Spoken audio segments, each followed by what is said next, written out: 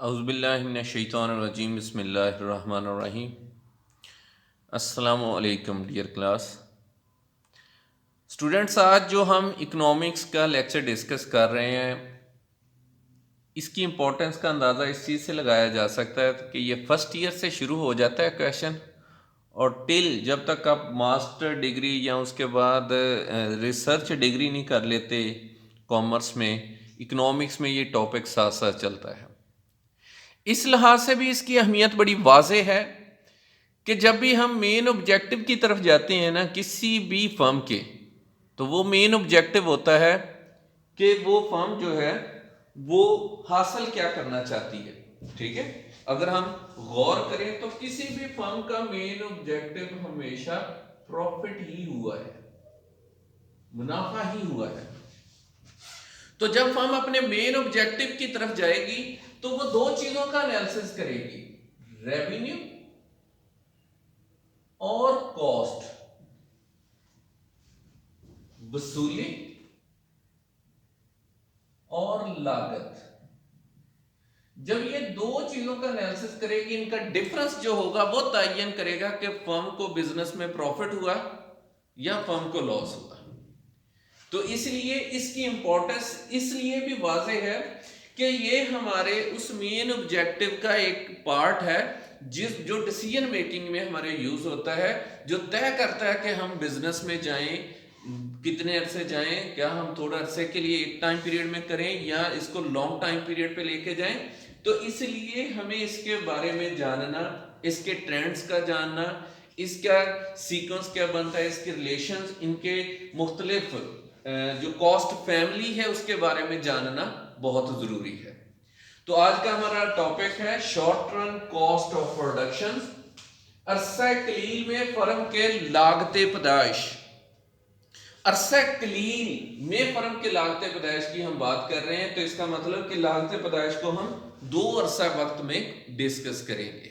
ठीक है, तो यहां पर हम अरसा कलील की बात कर रहे हैं, तो सबसे पहले हम अरसा कलील की बात कर लेते हैं कि अरसा कलील क्या होता है, शॉर्ट पीरियड क्या होता है, शॉर्ट रन क्या होता है। अगर मैं इस पूरे क्वेश्चन को समझाने के लिए सिंपल सी एक एग्जांपल देता हूं कि अगर फर्ज करें मैं कोई भी एक बिजनेस स्टार्ट करता हूं, जैसे मैं एक आइस फैक्ट्री, बर्फ का कारखाना रेंट आउट करूं एक साल के लिए, मेरा जो कॉन्ट्रैक्ट हो गया कि मैं जनवरी 2021 से लेकर 31 दिसंबर 2021 तक ये एग्रीमेंट कर रहा हूं कि मैं इस फैक्ट्री को ऑन करूंगा और इसको रेंट पे ले रहा हूं, और इसका 1 लाख रुपया फर्ज करें रेंट तय हो जाता है, तो ये मैं वो पूरा साल, पूरे 12 माह ये पे करूंगा। ठीक है, अब अगर ड्यूरिंग दिस पीरियड मुझे प्रॉफिट होता है या लॉस होता है, तो दोनों सूरतों में ना मैं बिजनेस को एक्सटेंड कर सकता हूं उसी टाइम पीरियड में, हाँ लॉन्ग रन में अगले साल जाके मैं नया कारखाना भी ले सकता हूं, लॉस होता है तो मैं उसको छोड़ भी सकता हूं, लेकिन उस एक साल के अरसे में ना मैं नई फैक्ट्री लगा सकूंगा और ना ही इसको मैं छोड़ सकता हूं क्योंकि कॉन्ट्रैक्ट हो चुका है। तो इसका मतलब कि ये टाइम पीरियड जिसमें आप बिजनेस का एक सेशन कह लें, एक सीजन कह लें, ठीक है, एक टाइम पीरियड कह लें, जिसमें आप बिजनेस में ना न्यू फर्म इंटर हो सके ना पुरानी फर्म एग्जिट कर सके। फर्म अगर प्रोडक्शन इंक्रीज करनी है तो ओवर टाइम या डबल शिफ्ट चलाई जा सकती है, लेकिन नया कारखाना नहीं लगा सकता, उसको हम अरसा कलील कहते हैं। यानी जिसको मैंने सिंपल अल्फाज में कह दिया कि एक सेशन, एक सीजन, ठीक है, वो हमारे पास एक साल नॉर्मली हम ले लेते हैं, वो अरसा कलील है जिसमें आप एक चीज का एक फिक्स टाइम के लिए कॉन्ट्रैक्ट कर लेते हैं, और आपके जब आप कॉन्ट्रैक्ट कर लेते हैं अरसा कलील में आ जाते हैं, तो इसका मतलब आपके कॉस्ट ऑफ प्रोडक्शन भी दो तरह के हो जाते हैं। जैसे मैंने अभी एग्जांपल दी कि मैंने एक फैक्ट्री रेंट आउट की, आइस फैक्ट्री, और मैंने कॉन्ट्रैक्ट कर लिया कि मैं उसका 1 लाख रुपया रेंट पे करूंगा। तो अब मैंने जब ये तय कर लिया तो ये मुझे पूरा साल देना पड़ेगा, बेशक मैं फैक्ट्री चलाऊं या ना चलाऊं। प्लस मैं एक वॉचमैन का अरेंज करता हूं, चौकीदार रख देता हूं कि आप यहां रहें ताकि कोई चीज चोरी वगैरह ना हो, कोई डैमेजेस ना हो, कोई लोग नुकसान ना पहुंचाए। उसको फर्ज करें मैं 30,000 पे करता हूं, तो अब ये जो 1,30,000 रुपया बनेगा ये मुझे हर हाल में पे करना पड़ेगा। इसको हम बोलते हैं फिक्स कॉस्ट। वो कॉस्ट जिसका प्रोडक्शन से कोई ताल्लुक नहीं होता। प्रोडक्शन जीरो है ये तब भी उतने होंगे, प्रोडक्शन मैक्सिमम हद तक पहुंच जाए ये तब भी उतने ही रहेंगे। तो इसका मतलब कि फिक्स कॉस्ट एक फर्म को हर हाल में बियर करने पड़ेंगे, इसका प्रोडक्शन से कोई लेना देना नहीं है। मोइना मुसारफ इसको हम कहते हैं, जो एक फर्म को हर हाल में बर्दाश्त करना पड़ेंगे। उसके बाद आ जाते हैं मुतगैरा मुसारफ। मुतगैरा नाम से जाहिर है चेंज होने वाले, मुतगैरा वेरिएबल, वो कॉस्ट जो आप बिजनेस करेंगे तो बियर करनी पड़े, बिजनेस नहीं करेंगे तो बियर नहीं करनी पड़ेगी। मसलन जैसे अब आप बिजनेस का वो बर्फ के कारखाने को रन करना शुरू करें तो आपकी ट्रांसपोर्टेशन कॉस्ट बढ़ेगी, नकलो हमल के अखराजात बढ़ेंगे, आप नए कारीगर बुलवाएंगे, एक्सपर्ट लोग बुलवाएंगे, माहिर लोग लेबर बुलवाएंगे, उनको जो वेजेस देनी पड़ेगी, फिर मशीनों की टूट फूट के अखराजात, डेप्रिसिएशन के जो अलाउंसेस होंगे वो आपको हर हाल में बियर करने पड़ेंगे, और पब्लिसिटी वगैरह के अखराजात, ये सारे वो अखराजात होंगे जो आप बिजनेस करेंगे तो बियर करना पड़ेंगे, बिजनेस नहीं करेंगे तो किसी सूरत ये बियर नहीं करना पड़ते। तो जो पैदावार से मुंसलिक होते हैं उनको हम कहते हैं मुतगैरा मुसारफ। ऐसे मुसारफ जो पैदावार के साथ मुंसलिक होते हैं, पैदावार बढ़ने पर बढ़ते और पैदावार कम होने पर कम होते हैं। जब हम इन दोनों को जमा करें तो हमें कुल मुसारफ हासिल होते हैं। Total cost is equal to fix cost plus variable cost. तो हम लिख सकते हैं कि total cost is equal to fix cost plus variable cost. किसी फर्म के हर किस्म के मुआयना मुसारफ को मुतगैरा मुसारफ में अगर जमा कर दें तो वो मजमूई मुसारफ या कुल मुसारफ कहलाएंगे। तो हमारे पास टोटल कॉस्ट आ जाएंगे, fix cost plus variable cost, इन दोनों को जमा करके ये टोटल कॉस्ट हासिल हो जाते हैं। यहां तक अगर क्लियर हो जाता है तो ये तीन डेफिनेशन ऑटोमेटिकली, तीन कंसेप्ट ऑटोमेटिकली क्लियर हो जाते हैं। क्यों? क्योंकि हमने अब फाइंड करनी है इसी की औसत, एवरेज। तो जब हम एवरेज फाइंड करते हैं तो एवरेज के लिए हमेशा AFC मालूम करना होगा, तो FC को Q से डिवाइड कर देंगे। जिस शय की एवरेज लेनी हो उसकी टोटल को यूनिट से डिवाइड कर देने हैं। Average fix cost is equal to fix cost over quantity, average variable cost over quantity, average total cost over quantity. जिस शय की एवरेज मालूम करनी है उसको यूनिट से डिवाइड कर दे जितनी प्रोडक्शन। मैं कहता हूं 1,30,000 मेरे फिक्स कॉस्ट थे, ठीक है, जो हमने एग्जांपल ली है उसके अकॉर्डिंग, और मैं उसमें 13 चीजें बनाता हूं, 13 यूनिट्स प्रोड्यूस करता हूं, तो 10 रुपीज पर यूनिट मेरे एवरेज फिक्स कॉस्ट बनेंगे। तो 130 ओवर 10, तो 13 जो होंगे 13 रुपए, वो मेरे औसत मुआयना मुसारफ होंगे। इसी तरह मुतगैरा मुसारफ को जितनी चीजें बनाएंगे उस पर डिवाइड करें तो आपके औसत मुतगैरा मुसारफ आ जाएंगे। कुल मुसारफ को पैदावार की इकाइयों से तकसीम करेंगे तो औसत कुल मुसारफ आ जाएंगे। ठीक है, एक चीज याद रखिएगा, स्टूडेंट कंफ्यूज हो जाते हैं, FC या TFC, इनमें कोई फर्क नहीं। FC भी टोटल फिक्स कॉस्ट को जाहिर करता है और TFC भी। इसी तरह वेरिएबल कॉस्ट TVC, इसी तरह कॉस्ट या TC, इनमें कोई फर्क नहीं है। स्टूडेंट हमेशा यहाँ पे मिस्टेक कर जाते हैं, कई दफा फॉर्मूलाज में ये चीज पूछी जाती है, MCQs में भी, शॉर्ट क्वेश्चन में भी, तो कंफ्यूज नहीं होना। फिक्स कॉस्ट का मतलब टोटल फिक्स कॉस्ट ही है।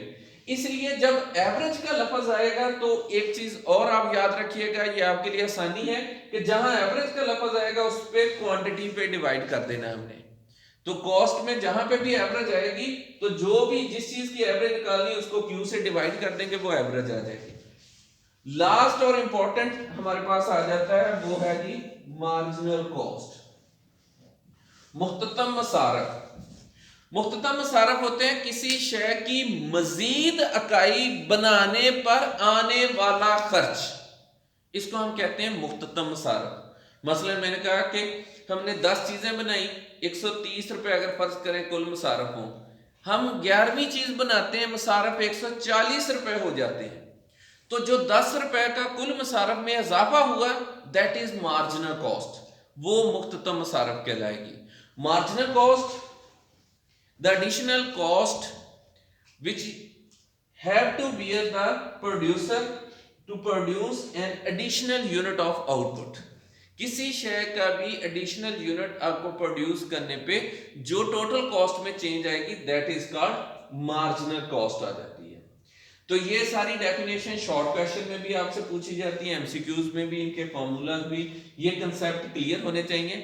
एक और कॉस्ट बाज बुक्स में ऐड होती है, बाज में नहीं, लेकिन हमें यहां नहीं चाहिए, लेकिन उसका मैं आपको हल्का सा हिंट देता हूं, शॉर्ट क्वेश्चन में आ जाती होती है। मुतबादल मसारफ।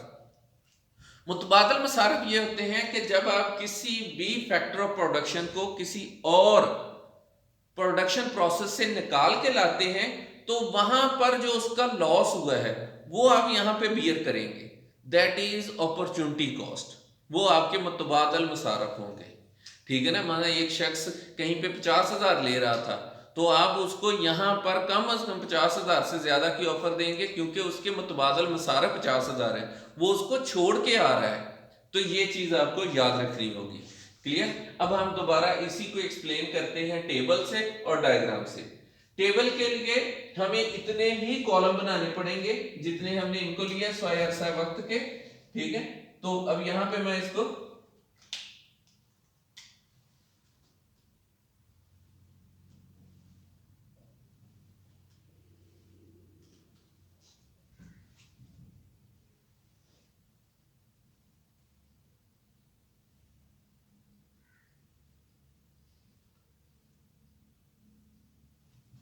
आप लोग स्केल से लगाएंगे लाइनें, ऑटोमेटिकली वो स्ट्रेट हो जाएंगी। बोर्ड पे कई दफा ये चीज वेरी कर सकती है। ये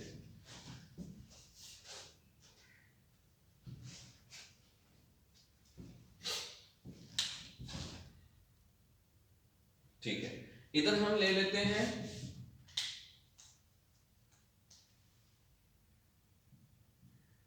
पैदावार की इकाइयां, जिसको हम यूनिट्स ऑफ आउटपुट कहेंगे। आउटपुट हम इधर लेंगे, यहां पे आ जाएंगे फिक्स कॉस्ट, मोइना मसारफ, फिर मुतगैरा मसारफ, वेरिएबल कॉस्ट, फिर कुल मसारफ, टोटल कॉस्ट, और फिर यहां पे मैं ले रहा हूं मुख्ततम मसारफ, मार्जिनल कॉस्ट।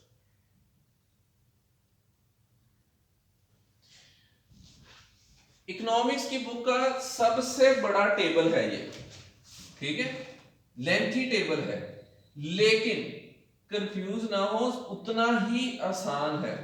आसान मेथड हम यहां पे डिस्कस करेंगे कि किस तरह से हम इस टेबल को कंप्लीट करेंगे। मैंने ये भी 3 कॉलम इनके लिए छोड़ दिए हैं, औसत महीना, औसत मुतगैर और औसत कुल, ये बाद में बनाते हैं ताकि आपको यहां तक चीज की समझ आ जाए। फर्ज करें हम प्रोडक्शन के लिए टोटल 6 यूनिट लेते हैं, ये वाहद टेबल होगा जो 0 से स्टार्ट होगा।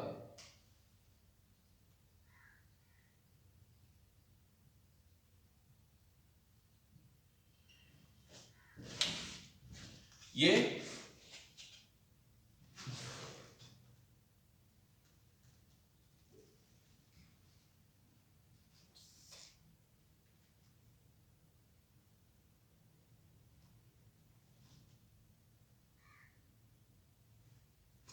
ठीक है, 6 यूनिट हम अज्यूम कर रहे हैं कि हम प्रोड्यूस करेंगे आउटपुट के, और उसके अकॉर्डिंग हम फिक्स कॉस्ट 20 लेते हैं।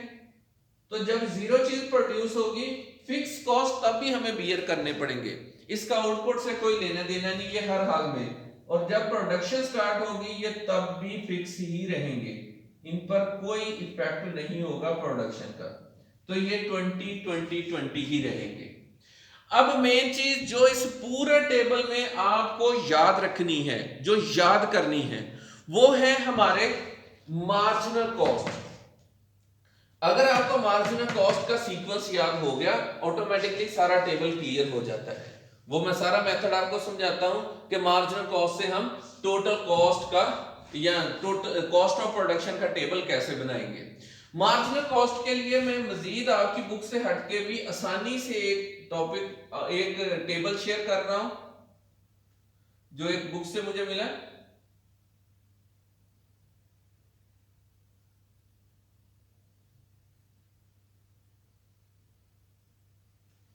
ये देखिए, सिर्फ पूरे टेबल में जो चीज याद करने वाली वो ये है, इससे ही बाकी चीजें बन जानी है।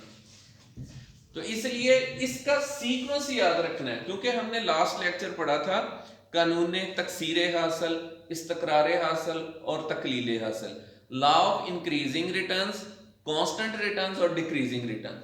तो हमें ये चीज तो कंफर्म है। उसके बाद हमने लॉ ऑफ वेरिएबल प्रोपोर्शन पढ़ा था, पहले इंक्रीजिंग फिर डिक्रीजिंग। तो एक चीज तो क्लियर है कि बिजनेस में शुरू में इंक्रीजिंग रिटर्न होता है। जब इंक्रीजिंग रिटर्न होता है तो कॉस्ट डिक्रीजिंग होती है। जब हर फैक्टर ऑफ प्रोडक्शन हमें ज्यादा पैदावार दे रहा है, जमीन वगैरह मेहनत हम जैसे जैसे लगाते जाते हैं उसकी पैदावार बढ़ती है, उसकी बनाई हुई चीज हमें सस्ती पड़ेगी, फिर तो पर यूनिट कॉस्ट डिक्रीज होंगे और फिर पर यूनिट कॉस्ट इंक्रीज होना शुरू हो जाते हैं।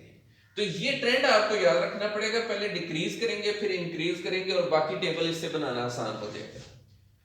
अगर ये चीज क्लियर हो गई तो अब हम बनाते हैं मुतगय्यरा मसारफ। मुतगय्यरा मसारफ की मैंने तारीफ क्या की, ऐसे मसारफ जो कारोबार करेंगे तो बर्दाश्त करना पड़ेंगे। आर्जी मुलाजमीन की तनख्वाहें, टूट फूट के अखराजात, पब्लिसिटी के अखराजात, ट्रांसपोर्टेशन कॉस्ट, ठीक है, ये सारी रॉ मटेरियल कॉस्ट, ये सारी मुतगय्यरा मसारफ है। तो महीना मसारफ हर अगली इकाई को बनाने पर आने वाला खर्च। तो बेसिकली यही हमारे मुतगय्यरा है, इनको जमा करते जाना है। फर्स्ट यूनिट पे 30, इनको ऐड करते जाना है 50, फिर 10 ऐड किया तो 60, फिर 20 ऐड किया तो 80, फिर 30 ऐड किया तो 110 और फिर 40 ऐड किया तो 150। क्लियर? दोबारा समझ लें, हमने मुख्ततम मसारफ को जमा करेंगे आपस में तो मुतगय्यरा मसारफ हमारे हासिल हो जाएंगे। अब हम बनाएंगे कुल मुसारफ। कुल मुसारफ का फॉर्मूला मैंने यहां पे भी लिखा है, अगर आप लोग देख सकें तो ये कुल मुसारफ का फॉर्मूला मैंने लिखा हुआ है। यानी अगर हम इन दोनों को जमा करें, फिक्स कॉस्ट को प्लस वेरिएबल कॉस्ट को, तो ऑटोमेटिकली हमारे पास कुल मुसारफ हासिल हो जाएंगे। तो इनको जमा करते जाएं, 0 पे 20, फिर 20 और 30 ये हो जाएंगे 50, फिर 50 और 20 70, 60 और 20 80, 80 और ये 100, ये 20 इसमें ऐड होते जाएंगे और फिर 170 आ जाएंगे। तो ये हमारा टेबल मुकम्मल यहां तक हो जाता है। ठीक है, अब ये तीन चीजें रह गई और तीन चीजें बनानी है। आपको पता ही है कि कितनी आसान है कि अब क्वांटिटी को से डिवाइड करेंगे जिस चीज को, उसकी एवरेज निकल आएगी। तो हम पहले निकालते हैं औसत महीना मुसारफ, average fix cost over quantity, फिर औसत मुतगय्यरा मुसारफ, एवरेज वेरिएबल कॉस्ट, तो वो होंगे वेरिएबल कॉस्ट ओवर क्वांटिटी, फिर औसत कुल मुसारफ, एवरेज टोटल कॉस्ट, और एवरेज टोटल कॉस्ट होंगे टोटल कॉस्ट ओवर क्वांटिटी। ये चीज आ जाती है। तो अब हम इनको फाइंड करते हैं। पहले महीना मुसारफ को शैकी इकाइयों से तकसीम करें तो 0 यहां पे ऑटोमेटिकली ये नहीं लिख दिया गया है। ठीक है, अब उसके बाद 20 को 1 से तो 20, 20 को 2 से 10, 20 को 3 से 6.67, 20 को 4 से 5, 20 को 5 से 4, 20 को 6 से 3.33 आ जाएगा। ये हमारे पास आ गए हमारे average fix cost which is derived by dividing fix cost with respect to output. Fix cost को आउटपुट से डिवाइड करते जाएं तो एवरेज फिक्स कॉस्ट आ जाएगी। उसके बाद हम फाइंड करेंगे औसत मुतगय्यरा मुसारफ। औसत मुतगय्यरा मुसारफ के लिए वेरिएबल कॉस्ट को क्वांटिटी से डिवाइड करेंगे। तो पहले नील, फिर 30 को 1 से किया तो 30, फिर 50 को 2 से किया तो ये हमारे पास आ जाएगा 25, फिर 60 को तो 20, फिर 80 को 20, फिर 110 को 5 से 22, फिर 150 को 6 से तो ये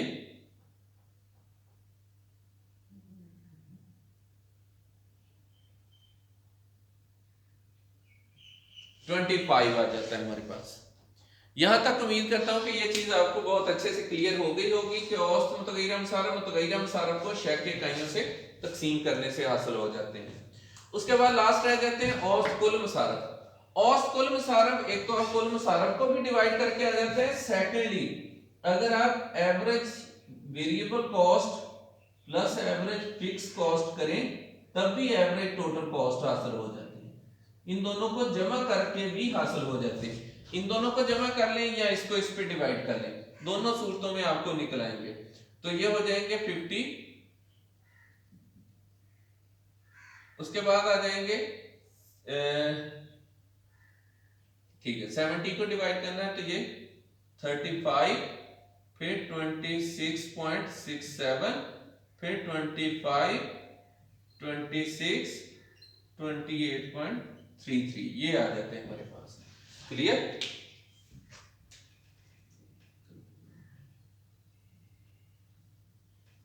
जी स्टूडेंट, ये टेबल मैंने पहले कहा था कि लेंथी जरूर है लेकिन इंतहाई आसान है। पूरे टेबल में से जो चीज याद करने वाली है दैट इज मार्जिनल कॉस्ट। अगर आप मार्जिनल कॉस्ट को याद कर लेते हैं तो इनको जमा करके एवरेज वेरिएबल कॉस्ट, वेरिएबल और फिक्स को जमा करके टोटल, फिर इन तीनों को इनसे डिवाइड करके तो ये 3 कॉलम आ जाते हैं। और मैंने कलर स्कीम सेम रखी ताकि आपको पता चले कि ब्लू से ब्लू डिराइव हुआ, रेड से रेड डिराइव हुआ, ग्रीन से ग्रीन डिराइव हुआ। ये चीज ताकि आपको आसानी रहे समझने में। अब हम इसकी डायग्राम ड्रा करते हैं। डायग्राम में ये चीज याद रखनी है कि ये ब्लू जो 3 हमने लिए हैं कॉलम, इनकी अलहदा बनेगी और ये 4 जो होंगे इनकी अलहदा बनेगी। ठीक है, यहां पर ये इसके साथ मुख्ततम पहले हमने उनके साथ, लेकिन यहां पर डायग्राम बनाते हुए हम इनको कंबाइन करेंगे और डायग्राम में ये 3 चीजों की इकट्ठी डायग्राम बनेगी। ये चीज आपने याद रखनी है। तो डायग्राम के लिए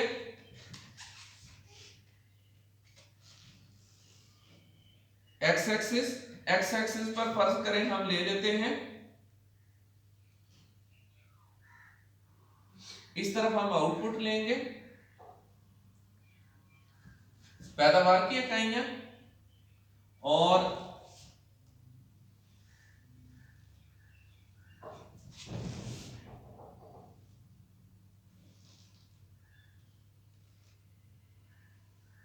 इसलिए ये बार बार कहा जाता है कि बेटे आप लोग स्केल लाजमी इसके लिए इस्तेमाल करें, क्योंकि डायग्राम जितनी नीट बनेगी उतनी क्लियर होती है।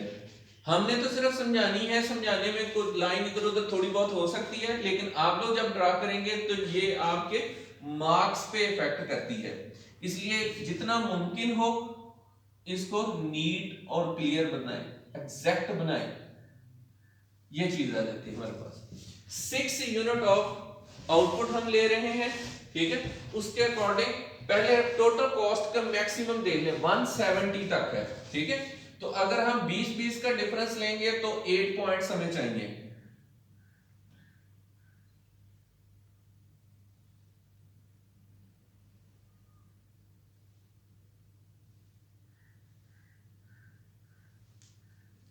तो 170 तक तो ये आ जाएगा हमारे पास 20, 40, 60, 80, 100, 120, 140, 160 और ऑटोमेटिकली ऊपर फिर हमारे पास 180 आ जाएगा,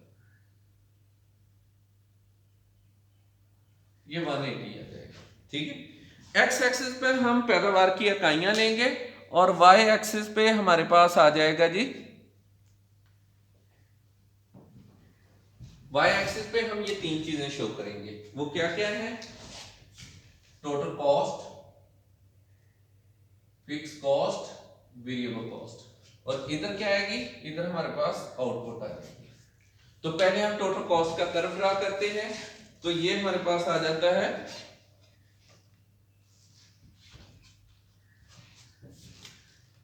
0 पे 20, ये फर्स्ट पॉइंट आ जाता है। फिर 1 पे 50, 50 जो आएगा 40 और 60 के मिड में आएगा। उसके बाद बेटे फिर 70, 60 और 80 के मिड में आएगा। फिर 80,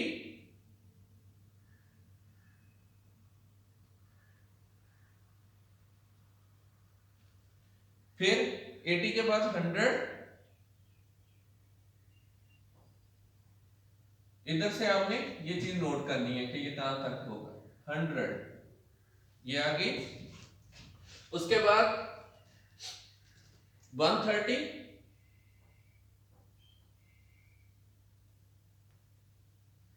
130, 120 और 40 के मिड में यहां पे चला जाएगा पॉइंट, ये इसके सामने 130। उसके बाद हमारे पास आ जाएगा जी 170, 6 पे आ गया।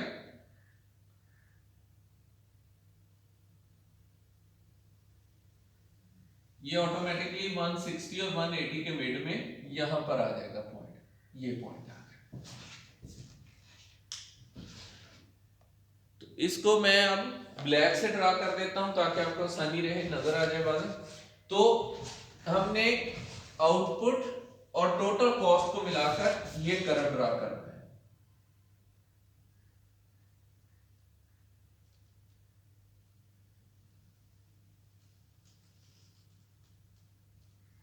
टीसी टोटल कॉस्ट का कर्व है। अगर आप गौर करें, ठीक है, तो ये उर्दू के लफ्ज अलीमद्दा की तरह का बनेगा।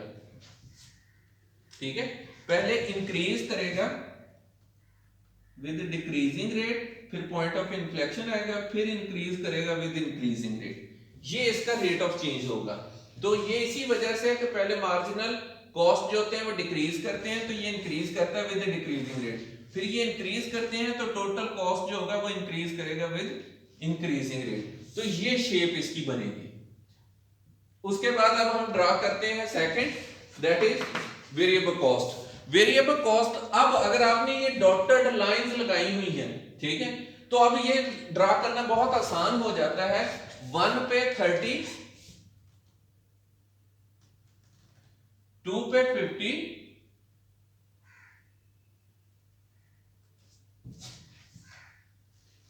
उसके बाद 3 पे 60, फिर 60 के बाद 4 पे 80, फिर 80 के बाद 110, 110 यहां आ जाएगा 100 और 120 के मिड में। फिर उसके बाद आ जाएगा 150, 150, 140 और 60 के मिड में आ जाएगा। अगर आप गौर करें तो ये इस तरफ से 20-20 नीचे होगा। ठीक है, अब इसको अगर हम मिलाते हैं तो ये इस तरह का कर्व बनेगा।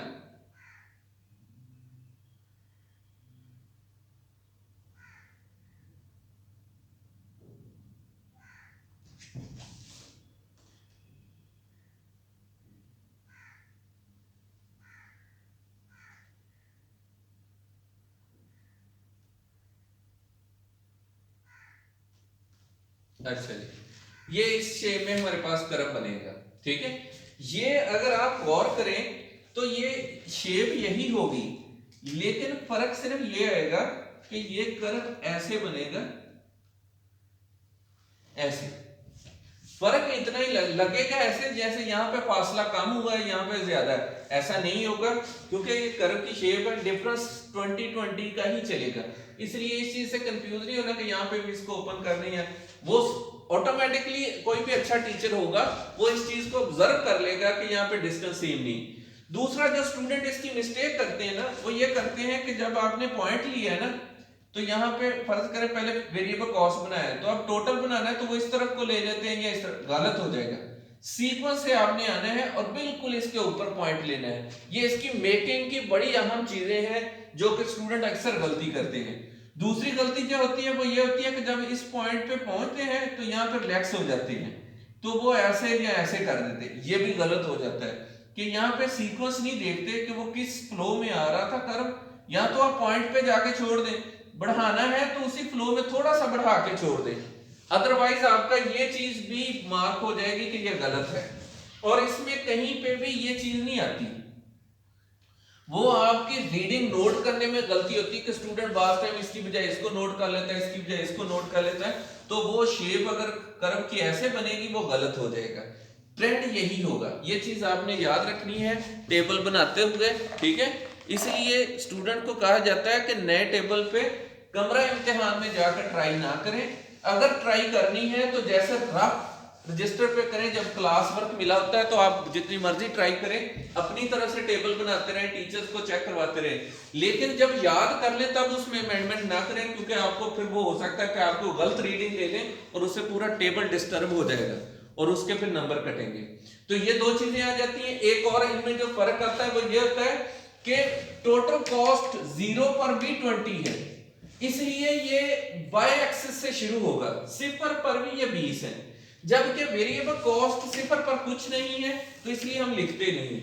बास टीचर या बास बुक्स इसको x एक्सिस से मिला देते हैं, तो वो गलत नहीं है क्योंकि 0 पे 0 तो वो, लेकिन ये चीज हमें एक चीज करवाती है, बताती है कि जब हम कोई चीज बनाते ही नहीं है तो हमारी कॉस्ट नहीं होती, फर्स्ट पे जाकर पहली कॉस्ट आती है वेरिएबल कॉस्ट। इसलिए आप इसको बेहतर है कि 1 से स्टार्ट करें और इसी फ्लो में लेके जाएं। अब हम बाकी 4 जो हमारे कॉलम रहते हैं इनका टेबल ड्रा करते हैं। उस टेबल में हमारे पास औसत महीना, औसत मुतगैर, औसत कुल और मुख्तम सरफ और मैक्सिमम वैल्यू 40 है, तो हम इसके अकॉर्डिंग ही ड्रा करते हैं आपकी टेबल।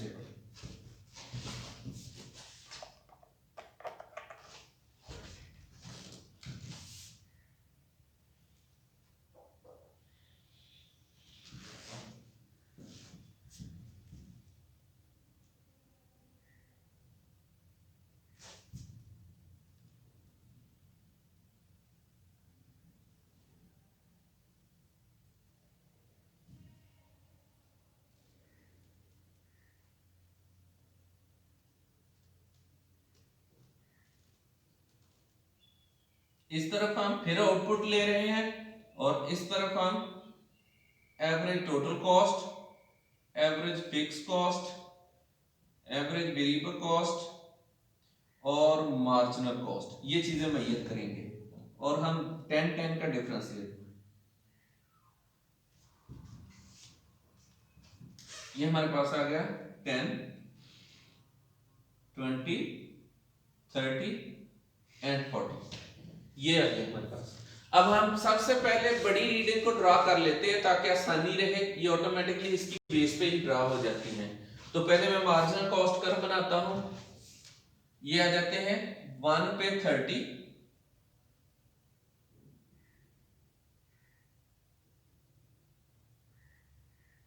ये पॉइंट आ गया, 2 पे 20,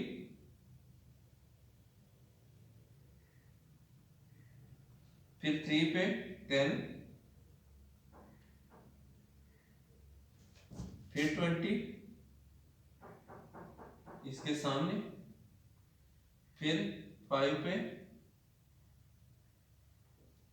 30 आ जाएंगे इसके सामने, फिर 6 पे 40 आ जाएंगे, तो ये ऑटोमेटिकली हमारे पास ये चीज आ जाती है। क्लियर? इनको मिलाकर हमारे पास कर्व जो बनेगा वो बिल्कुल वी शेप में बनेगा, ठीक है।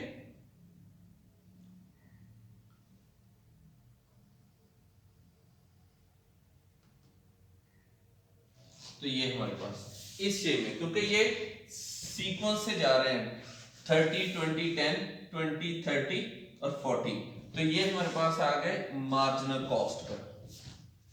अब हम ड्रा करते हैं इसमें average total cost. Average total cost जब हम फर्स्ट यूनिट प्रोड्यूस कर रहे हैं तो ये 50 है, तो 50 ओके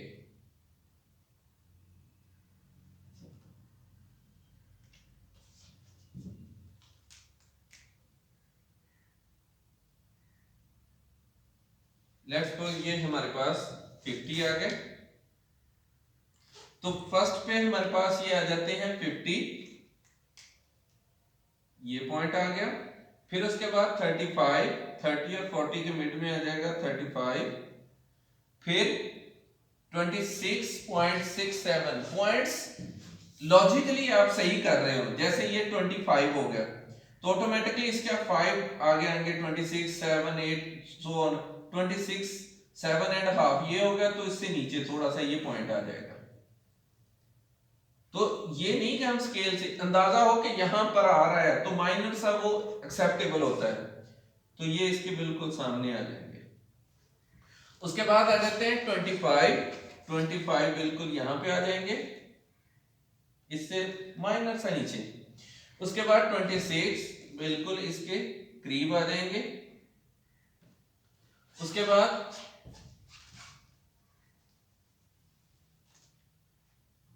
28 आएंगे 27 एंड हाफ से थोड़ा सा ऊपर, तो ये 28 आ गया। अब इनको मिला लें,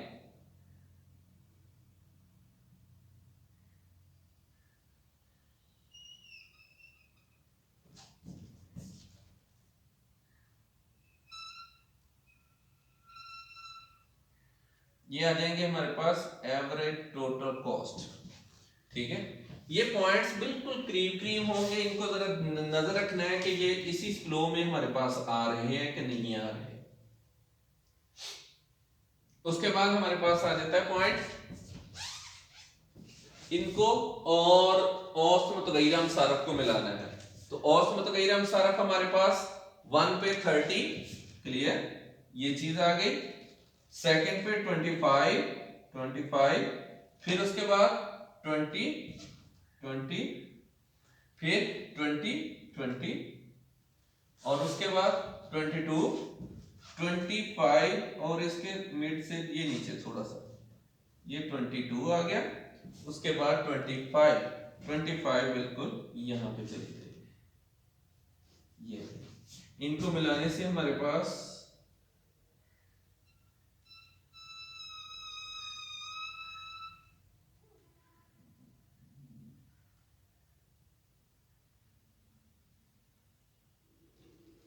इस तरह से ये करवा देगा। ठीक है,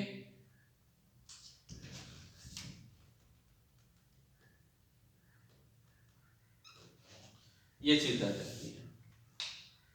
उसके बाद हमारे पास आ जाएंगे average fix cost. Average fix cost के लिए एएफसी को आउटपुट के साथ मिलाते जाएंगे, तो ये एवरेज फिक्स कॉस्ट आ जाएगा। तो ये मैं रेड ब्लैक से बना देता हूं ताकि आसानी रहे आपको समझने में। 1 पे 20, उसके बाद 2 पे 10,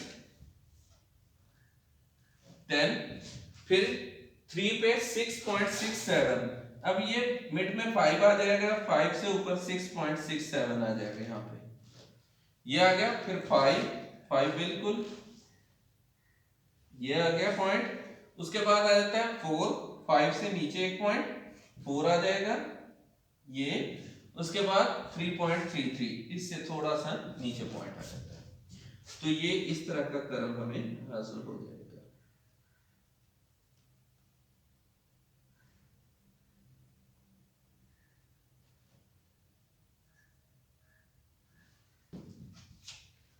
बोर्ड पे है, बोर्ड पे क्योंकि हाथ की सपोर्ट देनी पड़ती है गवर्नमेंट को, तो कुछ चीजें रेस हो जाती हैं। हाँ ये चीज आ जाती है। ठीक है, तो ये 3.33 आ जाएगा। अब यहां पे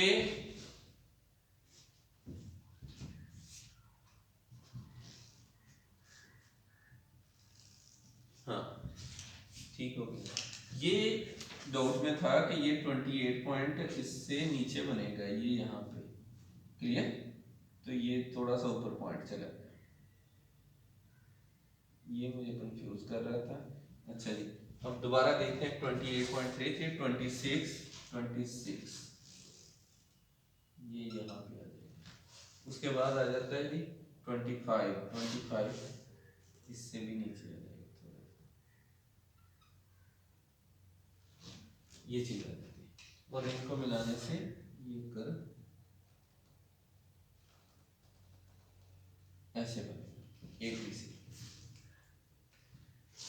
अच्छा, कोई क्योंकि बोर्ड पे ड्रा कर रहे हैं, काफी हद तक कोशिश होती है कि मैक्सिमम एग्जैक्टनेस आ जाए चीजों की, ताकि बच्चों को समझने में कोई इशू ना आए। लेकिन फिर भी क्योंकि बोर्ड पे और बोर्ड मार्कर से बनाना थोड़ी बहुत डिफरेंस आ जाता होता है, तो उसमें आप लोगों ने कंफ्यूज नहीं होना। जब आप स्केल की मदद से बनाते हैं चीजों को, एग्जैक्ट रीडिंग लेके बनाते हैं, तो वो चीजें क्लियर हो जाती हैं। वो जो चीजें चेक होने वाली वो मैं आपको बता देता हूं कि इसमें से डायग्राम में जो स्टूडेंट मिस्टेक्स करते हैं वो क्या क्या हैं।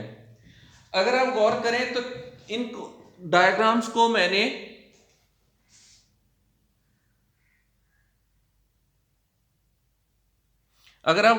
इन डायग्राम्स को मैंने इस अकॉर्डेंस बनाया है, इस चीजों के अकॉर्डिंग बनाया है कि हमारे पास ये सारी चीजें जिन कॉलम्स कलर स्कीम में मैंने ये चीज शो की थी वही बनाई है। सिर्फ इसके लिए मैंने ब्लैक मार्कर यूज किया ताकि आपको आसानी से समझ आ जाए। तो रिलेशनशिप मैं इनका भी एक्सप्लेन कर देता हूं, जिस तरह मैंने इनका एक्सप्लेन किया था। वो क्या है? वो ये है कि एवरेज टोटल कॉस्ट और average variable cost Aahista Aahista करीब होंगे। जब ये करीब होंगे तो दूर नहीं जाएंगे। अगर स्टूडेंट इसको ऐसे बना लेता है, ऐसे, वो गलत हो जाता है, या ऐसे होकर फिर नहीं करीब, नहीं ऐसे नहीं होगा। ये एक फ्लो में जाएंगे और फ्लो में आहिस्ता आहिस्ता आहिस्ता आहिस्ता आहिस्ता आहिस्ता करीब होते जाएंगे। दूसरी चीज कि इनका जो फर्क होता है, ये वही फर्क होता है जो एक्स एक्सिस से AFC का होता है, ये वाला। क्योंकि ACC जो होते हैं ये ABC प्लस AFC होते हैं। क्योंकि मैंने भी जब डायग्राम बनाई तो यहाँ पे मुझे ज्यादा डिस्टेंस लगा, यहाँ पे कम आया, तो फौरन पिक हो जाता है कि यहाँ से मिस्टेक आ रही है। तो क्योंकि ये जितना फासला, जैसे जैसे ये एक्स एक्सिस के क्लोज होंगे वैसे वैसे ये आपस में क्लोज होते जाएंगे, तो ये चीज इसकी एग्जैक्टनेस को बता देती है। दूसरी चीज आ जाती है कि MC कर्व इनको इनके मिनिमम पॉइंट से कट करेगा। MC कर्व वो जो मिनिमम पॉइंट होगा वहां से इनको कट करके गुजरेगा, ATC को और ABC को। ये चीज नोट की जाती है, क्लियर। अब इसमें एक सिर्फ रह गई थी हमारी ड्रा करने वाली, वो थी फिक्स कॉस्ट की। वो आप लोगों को मैंने इसलिए नहीं बनाई कि वो आपको अंदाजा ही है कि 20 20 20 और ये स्ट्रेट लाइन आ जाएगी आपकी इस तरह की।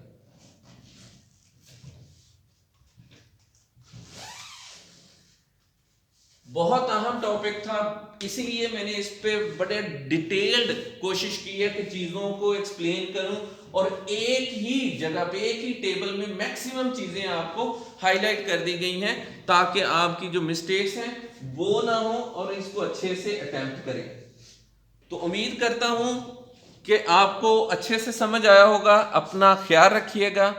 अल्लाह हाफिज।